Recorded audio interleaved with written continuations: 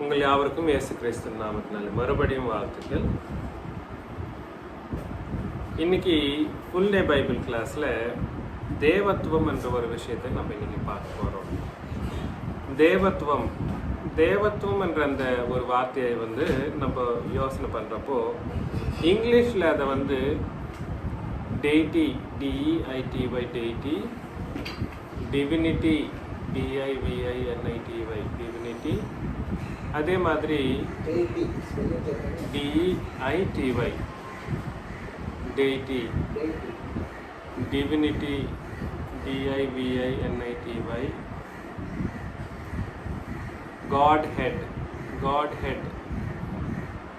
காட்ஹெட்ன்றது single வேர்டுங்க.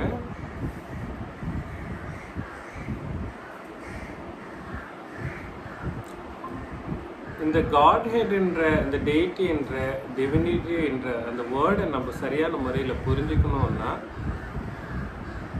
நமக்கு முக்கியமான விஷயங்களை நம்ம பார்க்கணும்.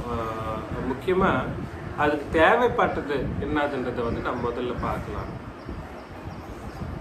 எல்லாரும் இந்த தேவத்துவத்தை பற்றி உபதேசம் பண்ணுறப்போ நிறைய பேர் கிறிஸ்துவன் சபையாரோ இருக்கட்டும், வேறு யாராக இருக்கட்டும், அவங்களுடைய சொந்த ஆலோசனையின்படி வசனங்களை மேட்ச் பண்ணி உபதேசம் பண்ணுவாங்க. அவங்களுடைய ஆலோசனையில் ஒரு தோற்றம் இருக்கும்.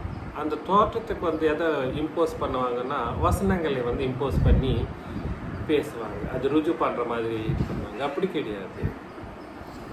தேவனுடைய வசனங்கள் என்ன பேசப்படுதோ அதை கொண்டு தான் நம்ம தோற்றத்தை நம்ம புரிஞ்சிக்க வேண்டியதான் நம்மளுக்கு இருக்குது. ரிவர்ஸில் செய்யக்கூடாது. நமக்கு ஒரு தோற்றம் நம்மளுக்கு மனசில் வரும். அதுக்கு என்ன பண்ணுவாங்கன்னா வசனத்தை கண்டுபிடிக்கிறதுக்கு ட்ரை பண்ணுவாங்க. அவங்களுடைய ஆலோசனையில் வரக்கூடிய விஷயங்களுக்கு வசனத்தை மேட்ச் பண்ணி உபதேசம் பண்ணுறது சரியான முறையில் கற்றுக்க வேண்டிய ஒரு விஷயம், விதானம் அது கிடையாதுங்க. புரிஞ்சுதுங்களா நான் சொல்கிறது? அதனால தேவனுடைய வசனங்களை என்றைக்குமே நம்ம பார்க்குறப்போ விசுவாசத்தின்படி நம்ம புரிஞ்சுக்கிறதுக்கு ட்ரை பண்ணணும். எதன்படிங்க? விசுவாசத்தின்படி. தேவத்துவம் என்ற இந்த சப்ஜெக்ட் ஃபுல்லாக விசுவாசத்தின்படி புரிஞ்சு கொள்கிற ஒரு விஷயமாக தான் இருக்கும். எதன்படி? விசுவாசம். ஆனால் இந்த விசுவாசம் என்றது புது உடன்படிக்கையின் விசுவாசத்தின்படி தான் புரிஞ்சிக்க வேண்டிய ஒரு சூழ்நிலையை தேவனானவரே உண்டாக்கினார். என்ன சொன்ன பார்த்தீங்களா? இந்த புது உடன்படிக்கையின் விசுவாசத்தின்படி தான் தேவத்துவத்தை நம்ம புரிஞ்சு கொள்ற ஒரு சூழ்நிலையை தேவனானவர் உண்டாக்கி வச்சுட்டார். புரியுதுங்களா நான் சொல்றது? இது சாமானியமான ஒரு விஷயம் கிடையாது. சாதாரணமாக யோசனை பண்ணுற ஒரு விஷயமும் கிடையாது. நான் ஏன் அதுக்கு இப்படி சொல்றேன்னு பார்த்தா, தேவத்துவம்ன்றது நம்மளுக்கு நம்மளா யோசனை பண்ணி அதை புரிஞ்சுக்கிற விஷயம் கிடையவே கிடையாது. அது ஒருவேளை ட்ரை பண்ணாலும் புரியாது. ஆக்சுவலி சொல்ல போனா தேவனானவர் காண்பிச்சுட்டார். தன்னை தேவத்துவத்தை காண்பித்தாலும் புரிஞ்சுக்கிற ஒரு சூழ்நிலையில மனுஷன் இல்லாம போயிட்டான். தேவத்துவத்தை புரிஞ்சுக்கிறதுக்கு தேவனானவரே சிருஷ்டித்த இந்த உலகத்தில் இருக்கக்கூடிய எல்லா வஸ்துக்களையும், உலகத்தில் இருக்கக்கூடிய நம்ம பார்க்கிற எல்லா சிருஷ்டியையும் நம்ம பார்த்தப்போ தேவனானவரை நம்ம தேவத்துவத்தை தெரிஞ்சு கொள்ற ஒரு மார்க்கத்தை தேவன் உண்டாக்கி வச்சுட்டார். ஆனாலும் மனுஷன் அதை புரிஞ்சுக்கிற ஒரு சூழ்நிலையில எல்லாமே போயிட்டான். இதுக்கெல்லாம் காரணம் என்னடான்னா புது உடன்படிக்கையின் விசுவாசம். புரியுதுங்களா? அதனால நம்ம கிளியரா யோசனை பண்றதுக்கு நம்ம ட்ரை பண்ணலாம். 1 கொரிந்தியர் 2ஆம் அதிகாரத்துல 1 கொரிந்தியர் 2ஆம் அதிகாரம் 4லிருந்து நம்ம 6 வசனங்களை 8 வசனங்களை நம்ம பார்க்கிறப்போ, உங்கள் விசுவாசம் மனுஷனுடைய ஞானத்தில் அல்ல தேவனுடைய பலத்திலே நிற்கும்படிக்கு என் பேச்சும் என் பிரசங்கமும் மனுஷ ஞானத்துக்குரிய நயவசனம் உள்ளதா இராமல். பாத்தீங்களா? என் பேச்சும் என் பிரசங்கமும் மனுஷன் ஞானத்துக்குரிய நயவசனம் மனுஷன் ஞானத்துக்குரிய நயவசனம் உள்ளதா இராமல். மனுஷனுடைய ஞானத்தினாலே அவர் உபதேசம் பண்ணலையா? யாரு? அப்போஸ்தலனாகிய பவுல். அப்புறம் எப்படி பண்ணாராம்? ஆவியினாலும் பலத்தினாலும் உறுதிப்படுத்தப்பட்டதா இருந்தது. ஆவியினாலும் பலத்தினாலும் உறுதிப்படுத்தப்பட்ட அந்த உபதேசத்தை ஆவியினாலே அவர் உபதேசம் பண்ணார். தேவன் கொடுத்த ஞானத்தினாலே உபதேசம் பண்ணார். அப்புறம் அப்படி இருந்தும் தேறினவர்களுக்குள்ளே ஞானத்தை பேசுகிறோம். தேறினவர்களுக்குள்ளே என்னத்தை பேசுறாங்களா? ஞானத்தை பேசுறாங்களா? இப்பிரபஞ்சத்தின் ஞானத்தை அல்ல, அழிந்து போகிறவர்களாகிய இப்பிரபஞ்சத்தின் பிரபுக்களுடைய ஞானத்தையும் அல்ல, உலக தோற்றத்திற்கு முன்னே தேவன் நம்முடைய மகிமைக்காக ஏற்படுத்தினதும் மறைக்கப்பட்டதுமாய் இருக்கிற ரகசியமான தேவ ஞானத்தையே பேசுகிறோம். பாத்தீங்களா? இந்த ஞானம் எப்பத்திலிருந்து இருக்குன்றத நம்ம பார்க்கிறோம்னா, உலகம் தோற்றத்துக்கு முன்பாகவே தேவனானவர் அதை முன்குறித்து வைத்திருக்கிறாராம். அது எப்படி வைத்திருக்கிறாரா? ரகசியமா வச்சிருக்காராம். ரகசியமா வச்சு என்ன பண்ணிட்டாராம்? அப்போஸ்தலர்களின் மூலமாக அதை வெளியரங்கமாக்கினார்.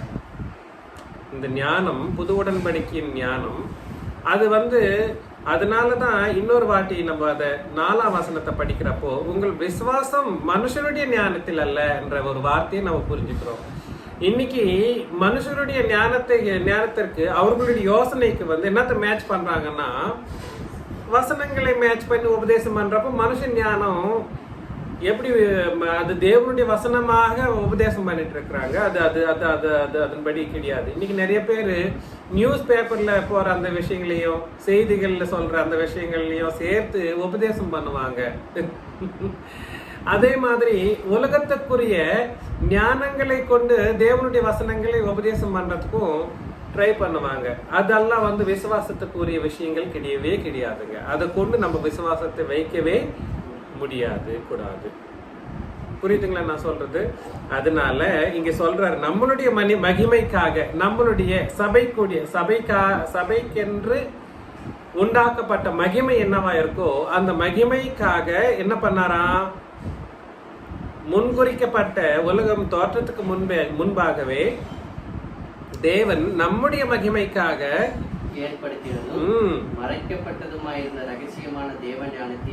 பேசுகிறோம். அப்போஸ்தலர்கள் உபதேசத்தினாலே வெளியரங்கமாக்கப்பட்ட ஞானம் புது உடன்படிக்கையின் ஞானம்.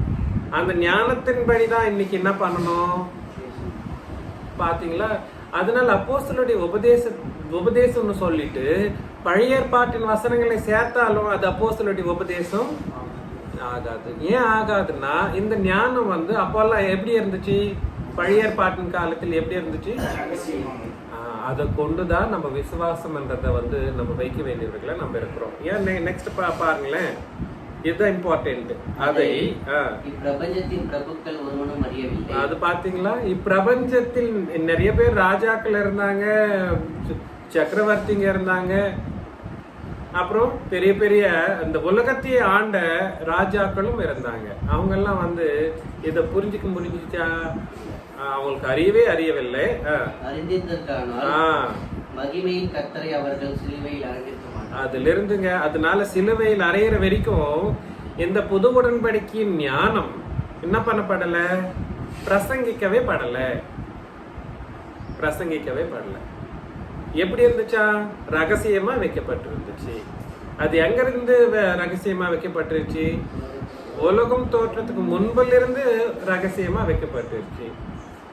ஏன் கர்த்தரை இங்க இன்ட்ரோடியூஸ் பண்றாங்க? அப்ப அவருக்குரிய விஷயங்களையும் என்னவா இருக்கணும்? ரகசியமா இருக்கணும். எங்க இருந்து எது வரைக்கும்? உலகம் தோற்றத்துக்கு முன்பாக இருந்து சிலுவை வரைக்கும் இயேசு கிறிஸ்துவனுடைய எல்லா விஷயங்களையும் தேவனானவர் எப்படி வச்சுட்டாரா? ரகசியமா வச்சுட்டாரு. அதை அப்போஸ்தலர்கள் நாங்கள் ஆவியினாலும் தேவனுடைய பலத்தினாலும் என்ன பண்ணிட்டு இருக்கிறோம்னா வெளியரங்கமாக்கணும், வெளிப்படுத்துறோம். அங்க பெலன் டைரக்டா சொல்லப்பட்டிருக்குது. அங்க பெலன்ன்றது தேவ பெலன். அங்க நீங்க பக்கத்துல எழுதிக்கலாம். அதர் லிட்ரேச்சர்ல தேவ பெலன் என்ற ஒரு வேர்டை தான் யூஸ் பண்ணப்பட்டிருக்குது. புரியுதுங்களா? பெலன் பரிசுத்த ஆவியானவர்னாலையும் தேவனுடைய பலத்தினாலையும் என்ன பண்ணாங்களா இவங்கன்னா உபதேசம் பண்ணாங்களாம். என்ன உபதேசம் அது? அப்போஸ்தலருடைய உபதேசம். என்ன ஞானம் அது? புது உடன்படிக்கையின் ஞானம். அதை கொண்டுதான் நம்ம என்ன பண்ணணும்? விசுவாசத்தை. புரியுதுங்களா? அப்ப இயேசு கிறிஸ்துக்குரிய சகலவித உபதேசங்களையும் நம்ம பழைய ஏற்பாட்டுல படிச்சோம்னா வந்து இயேசு கிறிஸ்துவே கிடையாது. எல்லா புது உடன்படிக்கைக்கு சம்பந்தப்பட்ட எல்லா விஷயங்களையும் நம்ம புது உடன்படிக்கையில தான் நம்ம பார்க்க வேண்டியவங்கள நம்ம இருக்கிறோம். ரொம்ப ரொம்ப ரொம்ப முக்கியமான விஷயங்க. இயேசு கிறிஸ்துவை கொண்டு நம்ம புரிஞ்சுக்கிற விஷயம் இது. அதே மாதிரி ரோமர்ல பார்க்கலாம். 16ஆம் அதிகாரத்துல, ரோமர் 16ஆம் அதிகாரம், ரோமர் 16ஆம் அதிகாரம் 25, 26, 27 வசனம். ஆதிகாலம் முதல் பாத்தீங்களா? ஆதிகாலம் முதல் அடக்கமா இருந்து, அப்போ அடங்கி இருந்துச்சு. அது வந்து வெளிரங்கமாக்கப்படல. இப்பொழுது தீர்க்க தரிசன ஆகமங்களினாலே. எந்த வேர்டு சூப்பரா இருக்கு பாத்தீங்களா? ஆகமங்கள், தீர்க்க தரிசன ஆகமங்கள் அவர்கள் எழுதியிருந்தாலும் அவர்களினாலே அனாதி தேவனுடைய கட்டளைகளின்படி அனாதி தேவனுடைய கட்டளையின்படி வெளியரங்கமாக்கப்பட்டதும் சகல ஜாதிகளும் விசுவாசத்திற்கு கீழ்ப்படியும்படி. எந்த ஜாதி? சகல ஜாதிகளும் விசுவாசத்திற்கு கீழ்ப்படியும்படிக்கு அவர்களுக்கு அறிவிக்கப்பட்டதுமாயிருக்கிற ரகசியத்தை வெளிப்படுத்தினார்கள். யாரு? அப்போஸ்தலர்கள். சகல ஜாதியாருடைய விசுவாசம் என்றது வந்து எங்கிருந்து அடக்கமாயிருந்து எப்போ அது வெளியரங்கமாக்கப்பட்டது? பேசக்கூடாது. எல்லாரும் எல்லாரும் சகல ஜாதியாரும் என்றப்ப அது யூதர்களா இருக்கட்டும், இஸ்ரவேலரா இருக்கட்டும்.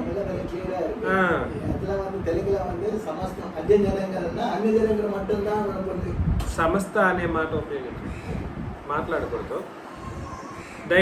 தயவு செஞ்சு ஆலோசனை பண்ணுங்க. சகல ஜாதியார் என்றப்போ அது இஸ்ரவேலரா இருக்கட்டும், புற ஜாதியாரா இருக்கட்டும், எல்லா ஜாதியார்களுக்கும் எல்லா ஜாதியார்களும் வைக்கக்கூடிய விசுவாசம் ஒன்று இருக்கு. என்ன விசுவாசம்? சகல ஜாதிகளும் விசுவாசத்திற்கு கீழ்ப்படியும்படிக்கு அவர்களுக்கு அறிவிக்கப்பட்டதுமா இருக்கிற ரகசியத்தை வெளிப்படுத்துகிறதான இயேசு கிறிஸ்துவை பற்றிய பிரசங்கமாகிய. பாத்தீங்களா? இயேசு கிறிஸ்துவை பற்றிய பிரசங்கமாகிய என் சுவிசேஷத்தின்படியே. அதனால சுவிசேஷத்துல வந்து புது உடன்படிக்கையின் சுவிசேஷத்துல பழைய ஏற்பாட்டுக்கு எந்த ஒரு சம்பந்தமாவது இருக்கா? இல்லவே இல்லை. ஏன்னா அது அடக்கமா இருந்துச்சாம். எந்த காலத்திலிருந்து? உலகம் தோற்றத்துக்கு முன்பாக இருந்து அது என்ன இருந்துச்சு? எப்படி இருந்துச்சு? ரகசியமா இருந்துச்சு. அதை கொண்டுதான் இயேசு கிறிஸ்து. ஆனா சுவிசேஷகர்கள் இந்த தீர்க்கதரிசிகள், பழைய ஏற்பாட்டின் தீர்க்கதரிசிகள் அவங்களுடைய ஆகமங்களிலே எழுதினார்கள். இயேசு கிறிஸ்து என்னவாக போறாரு? சகல ஜாதியாருக்காக சகல ஜாதியாருடைய பாவங்களுக்காக அவர் மரிக்க போறாரு, அவர் மீட்பராக வரப்போறாரு என்ற ஒரு விஷயங்களே அவங்க எழுதி இருக்கிறது வாஸ்தவம் தான். அது வந்து நம்ம மறக்க முடியாத ஒரு விஷயம். ஆனா அது வந்து சுவிசேஷம் கிடையாது. அதனாலே சகல ஜாதியார் வந்து விசுவாசம் வைக்கக்கூடிய ஒரு உபதேசம் நம்ம பார்க்கவே முடியவே முடியாது. அதனால புது உடன்படிக்கையின் விசுவாசம் என்றது வந்து என்ன விசுவாசம்? சகல ஜாதியாருடைய விசுவாசம். சகல ஜாதியாருடைய விசுவாசம் எந்த விசுவாசம்? புது உடன்படிக்கையின் விசுவாசம். புரியுதுங்களா? இதுல வந்து இயேசு கிறிஸ்துவை பற்றிய பிரசங்கம் என்றது என்னவா இருக்கு? சுவிசேஷத்தின்படியே வெளியரங்கமாக்கப்பட்டது. அப்போ இயேசு கிறிஸ்துவை பற்றி தெரிஞ்சுக்கணும்னாலும் மத்திய மார்க், லூக்கா, யோவான்ல நீ படிச்சாலும் உனக்கு புரியக்கூடாது. ஆக்சுவலி சொல்ல போனா புரியவே புரியாது.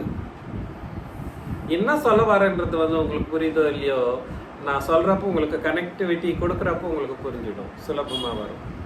புரியுதுங்களா? அதனால புது உடன்படிக்கையிலே தான் இயேசு கிறிஸ்துவனுடைய உண்மையான தத்துவத்தை எழுதப்பட்டிருக்குதுன்றது நான் உங்களுக்கு சொல்ல வரேன். அவரை பற்றிய விஷயங்களை வந்து நீ எங்க வேணும்னாலும் அங்க பார்க்கவே முடியாது. அவருடைய பேரை நீ பார்க்க முடியுமா? பழைய பாட்டுல சிலுவைக்கு மல்கியாவுக்கு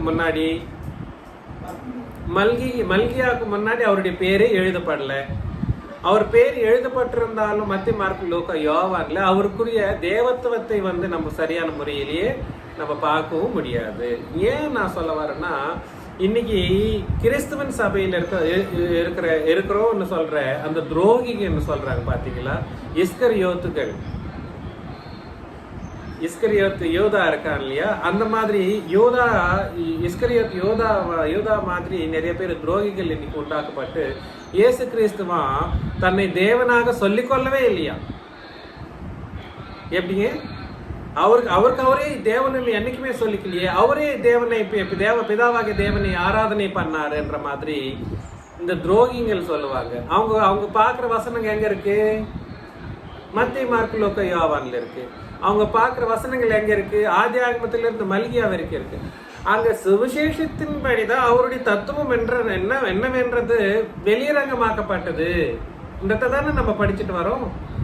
அப்போ அவரை பத்தி நீங்க தெரிஞ்சுக்கணும்னா, இல்ல தேவத்துவத்தை பத்தி தெரிஞ்சுக்கணும்னாலும் நம்ம எங்க பார்க்கணும்? புது உடன்படிக்கையில தான் நம்ம பார்க்கணும். கண்டிஷன் இல்லையா? இது கண்டிஷன் தானேங்க.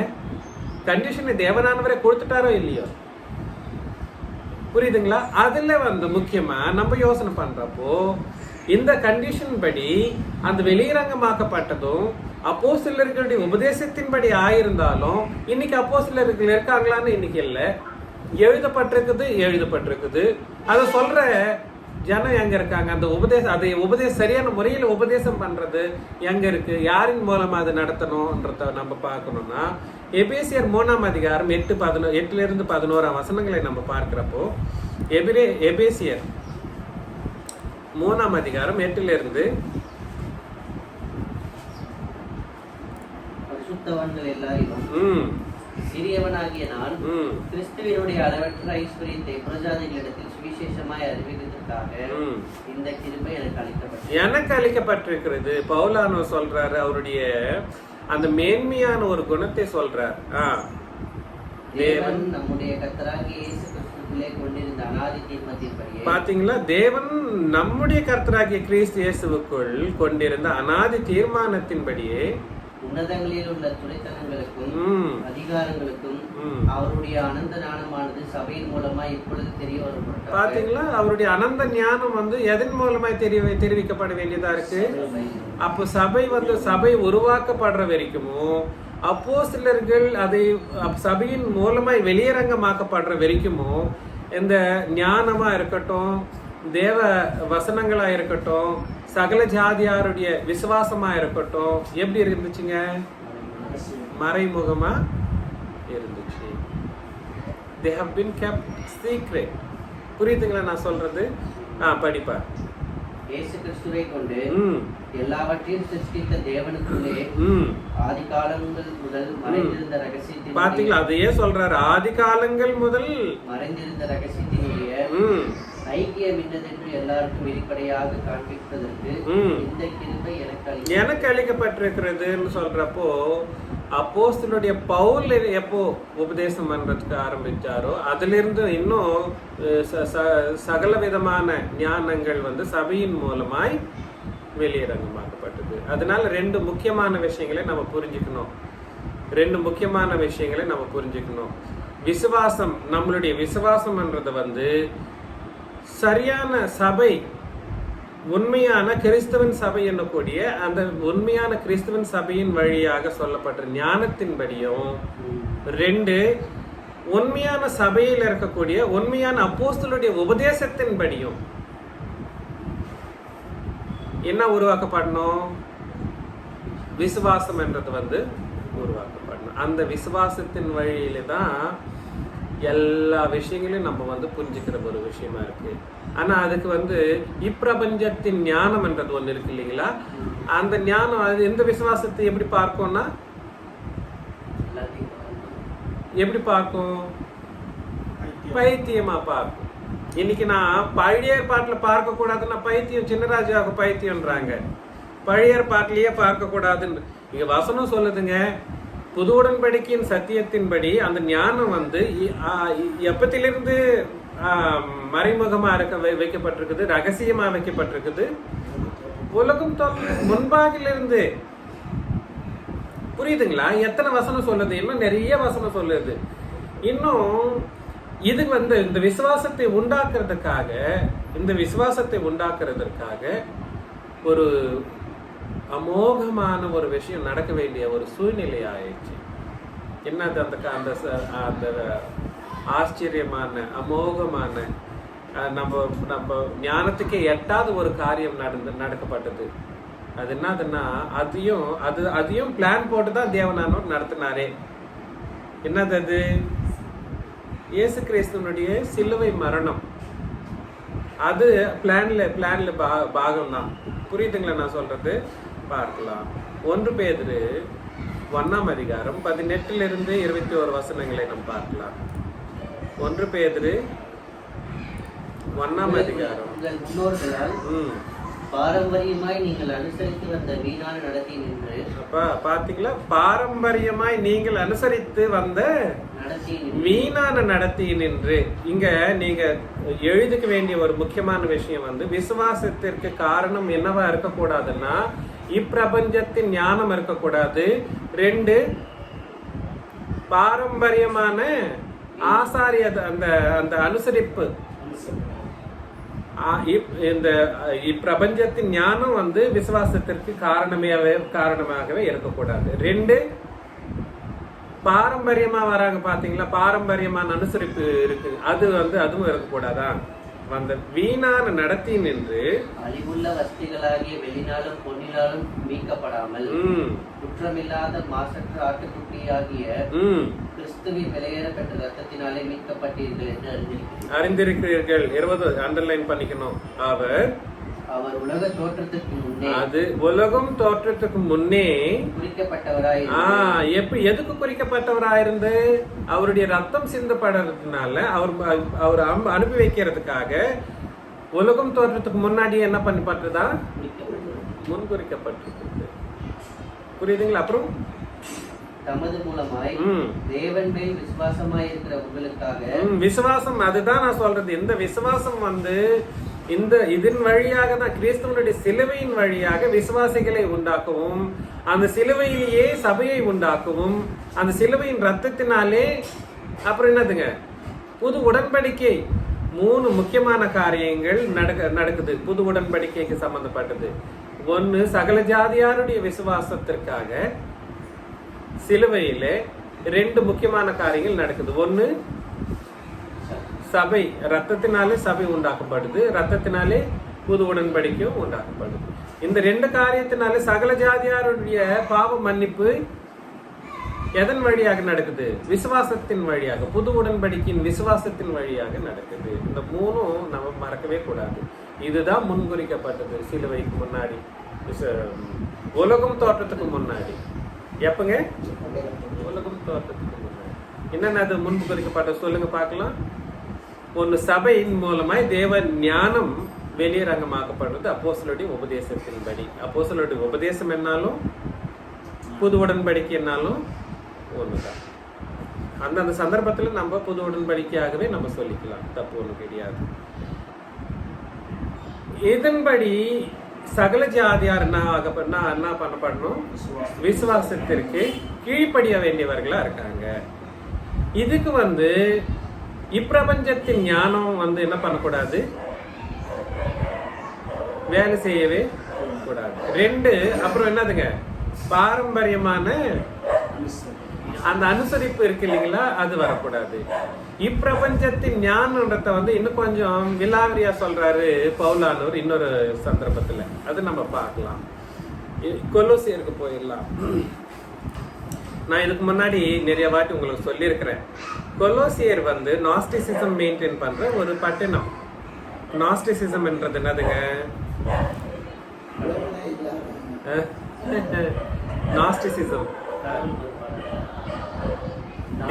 தேவனே எந்த தேவனும் இல்லைன்னு சொல்ற எந்த தேவனையும் நம்ப மாட்டாங்க. என்ன நாஸ்திகர்கள், நாஸ்டிசிசம்ன்றது நாஸ்திகர்கள். அவர்கள் வந்து தேவனையே போய தேவன் இல்லை பிசாசம் இல்லைன்ற மாதிரி பேசுவாங்க. அந்த காலத்துல 2000 வருஷத்துக்கு முன்னாடி அந்த கொலோசியர் என்ற அந்த பட்டணத்துல வந்து கொலோசி பட்டணத்துல அந்த பட்டணம் முழுவதும் அந்த ஜனம் தான் இருந்தாங்க. எந்த தேவனையும் நம்பாத அந்த ஜனத்தில் மத்தியில போயிட்டு உபதேசம் பண்றாரு பவுலானவர். அதுல சரியான முறையில் உபதேசம் பண்ணி அங்கேயே சபையை உண்டாக்கிட்டு சபைக்கு வந்து இயேசு கிறிஸ்துவனுடைய மேன்மையான விஷயங்களே சொல்றாரு. அது எவ்வளவு ஒரு முக்கியமான காரியங்களை அந்த நாஸ்திகர்களையும் மாத்திடுறாருன்றது வந்து நம்ம பார்க்கலாம். புரியுதுங்களா? 1ஆம் அதிகாரத்துல என்ன சொல்றாருன்னா, இயேசு கிறிஸ்து நீங்க நினைக்கிற மாதிரி மனுஷன் கிடையாது. அவரை கொண்டு இந்த உலகமும் நீங்க பார்க்க கூடதும் பார்க்க முடியாதவைகளையும் சிருஷ்டித்தார்ன்ற விஷயங்களை சொல்றாரு பவுலான். 2ஆம் அதிகாரத்துல என்ன சொல்றாருன்னா, நமக்கு முக்கியமான நம்ம சப்ஜெக்டுக்கு முக்கியமான விஷயங்களை நம்ம பார்க்கலாம். 2ஆம் அதிகாரம் கொலோசி 2ஆம் அதிகாரம் 4 நம்ம பார்க்கலாம். நயவசத்தினாலே உங்களை வஞ்சியாதபடிக்கு இதை சொல்கிறேன்.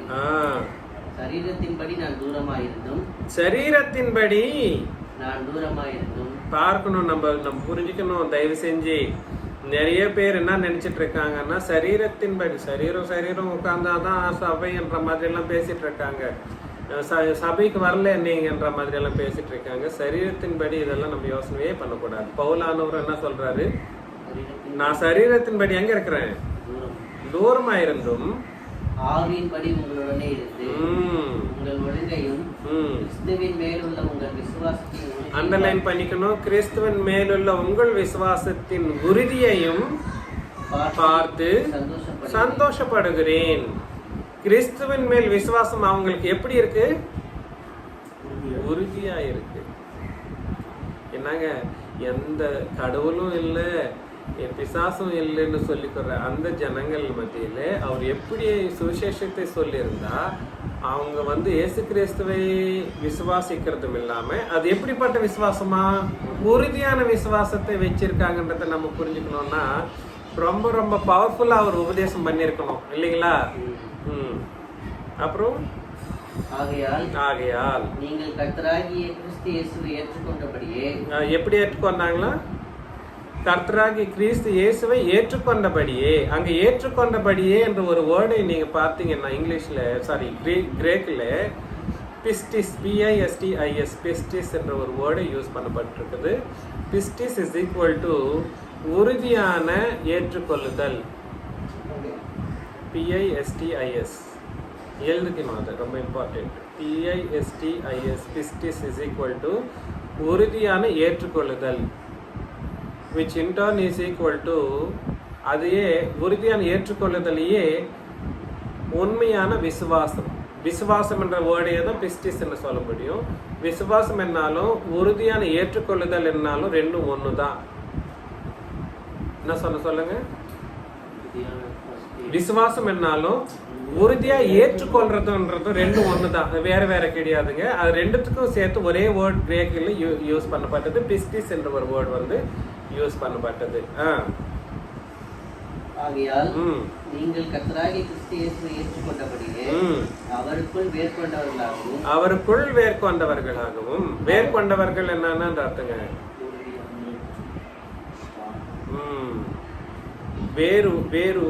வேர் கொண்டு போறது.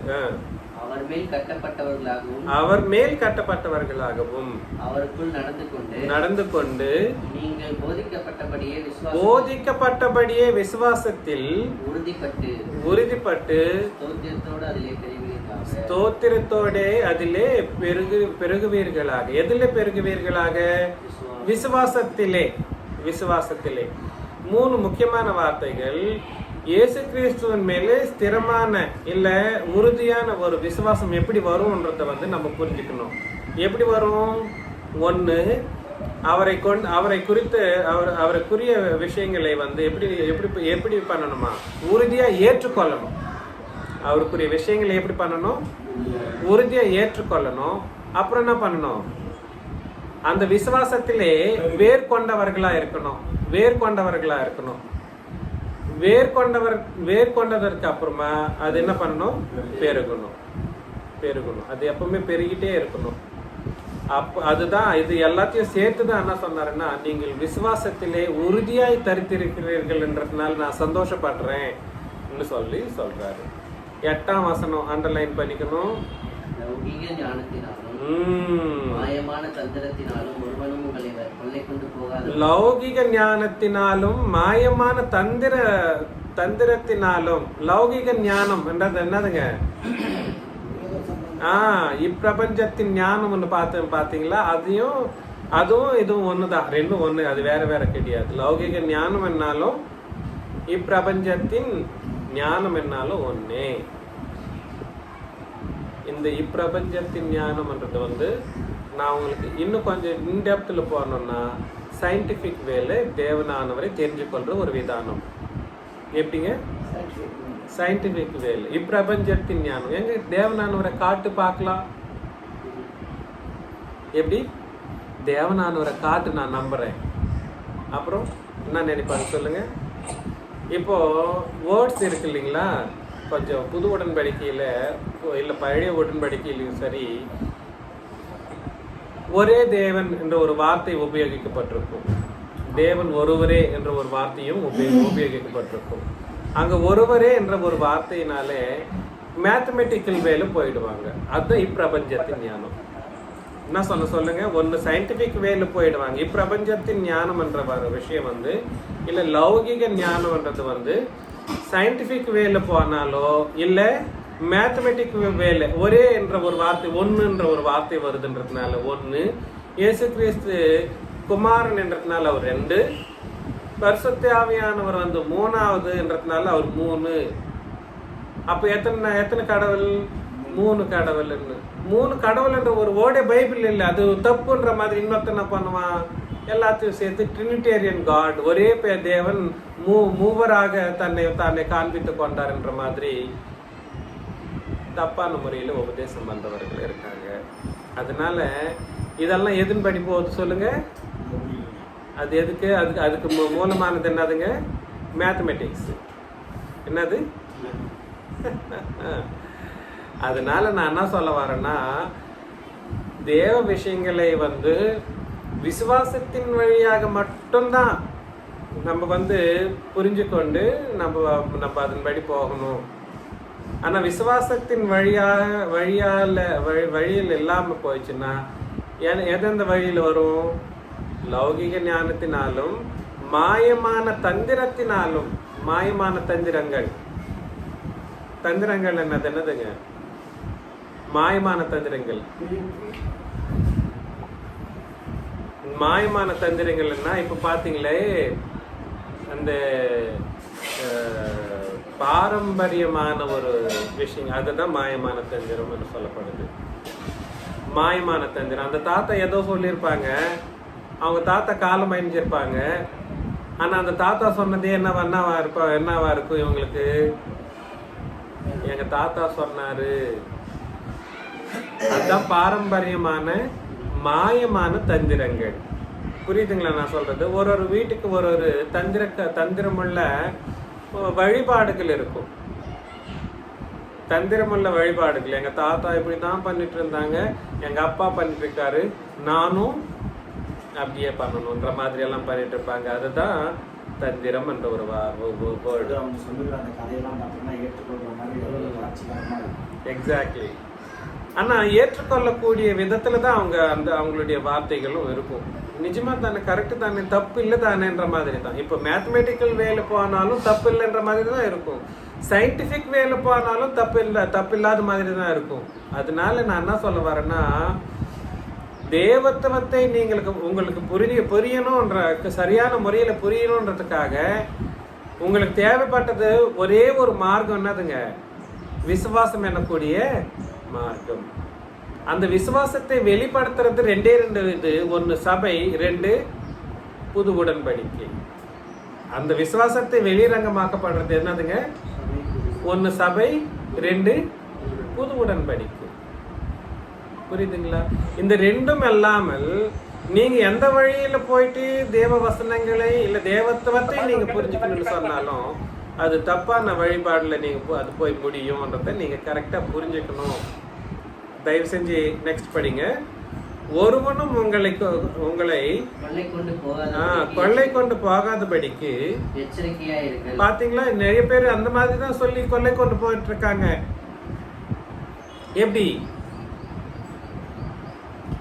எப்படி கொள்ளை கொண்டு போயிட்டு இருக்காங்க? எந்த மாதிரி உபதேசம்? லௌகிக ஞானத்தின் படியாகவும் பாரம்பரியமான அந்த நடக்கைகளின் படியாகவும் மாயமற்ற தந்திரங்களின் படியாகவும் என்ன பண்ணிட்டு இருக்காங்க?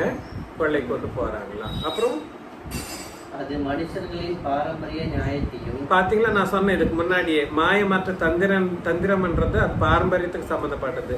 அது மனுஷர்களின் பாரம்பரிய நியாயத்தையும் உலக வழிபாடுகளில் பற்றினதே அல்லாமல் கிறிஸ்துவை பற்றினதல்ல என்றப்போ ஏன் கிறிஸ்துவையே இங்கே பிதாவாகி தேவன் பேச வைக்கிறாருன்னா 9ஆம் வசனம் தான் நம்மளுக்கு புரியுது. ஏனென்றால்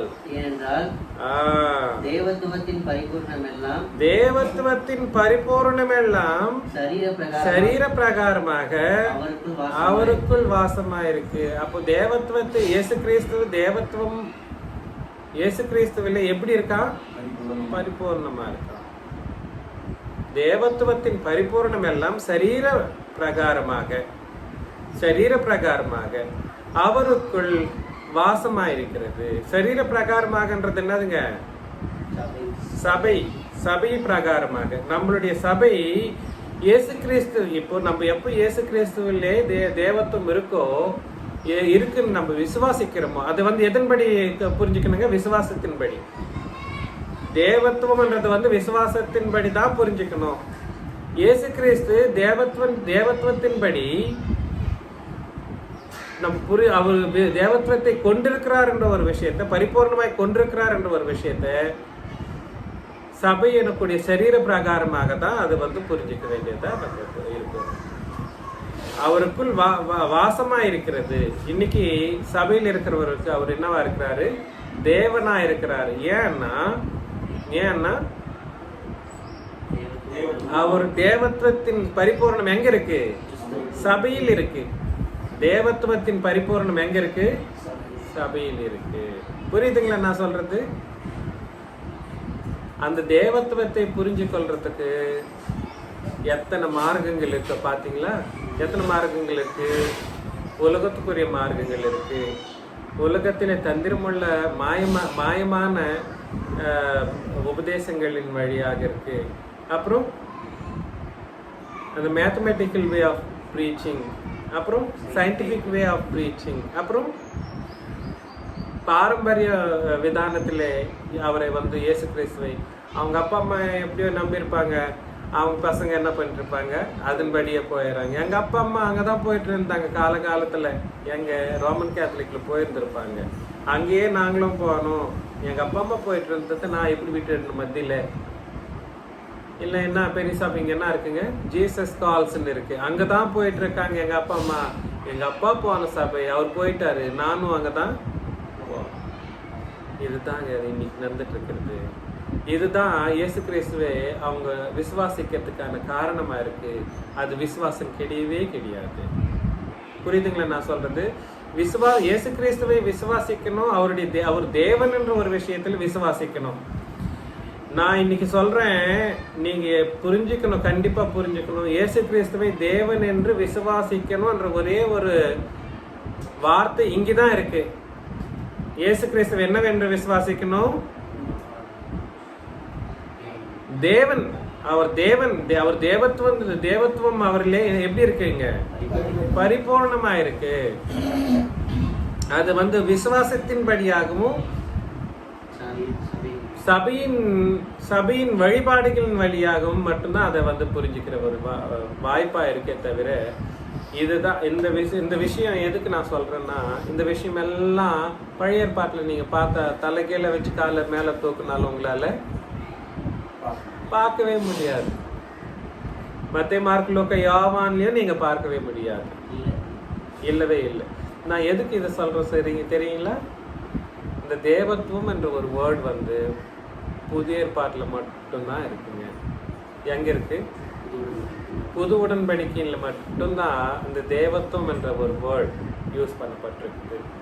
பழைய ஏற்பாட்டில் மத்திய மார்க் லூக்கா யோவான்ல, பழைய ஏற்பாட்டில் அது பழைய ஏற்பாட்டு இல்லைங்களா, அதுவும் மத்திய மார்க் லூக்கா யோவான்லேயும் அது வந்து அந்த வேர்டே எழுதப்படலை. ஏன் தேவத்துவத்தை பற்றின விஷயங்களை ஆதாமோ இல்லை ஆதாமை கொண்டு அபிரகாமோ இல்லை இந்த பரிசுத்தவான்கள்னு சொல்லக்கூடிய அவர்களுக்கும் வெளியரங்கமாக்கப்படலையா? எதுக்கு? ஏதாவது ஐடியா இருக்குங்களா?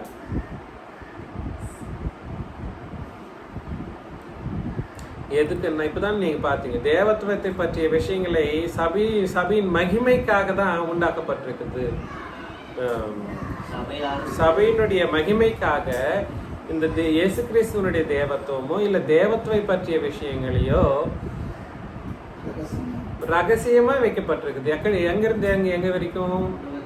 உலகம் தோற்றத்துக்கு முன்பாகிலிருந்து சிலுவை வரைக்கும் என்ன பண்ணப்பட்டிருக்குதுன்னா இந்த தேவத்துவத்தின் விஷயங்கள் எல்லாத்தையும் மறைமுகமாக வைக்கப்பட்டிருக்கு. அப்படி இருக்கிறப்ப அவங்களுக்கு எப்படி தெரியும் அந்த விஷயங்க?